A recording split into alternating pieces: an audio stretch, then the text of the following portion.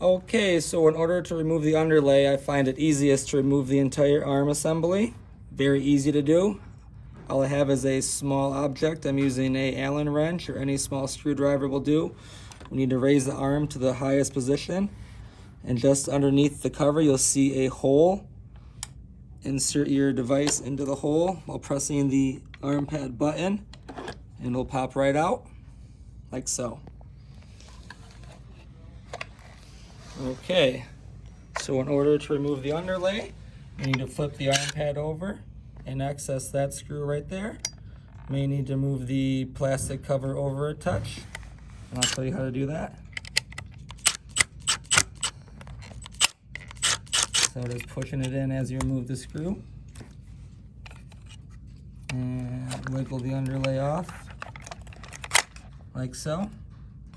And in order to replace the underlay, we're just going to reverse the process. Grab your new one, find its slot, give it a little jiggle, like so. It should line up right there. And then we're just going to grab our screw and push our plastic piece in so our screw goes straight up and down, and slowly drive it in there. It's plastic, so don't go too hard. And you're all set. So we're gonna put the arm back onto the chair. We're gonna flip it over.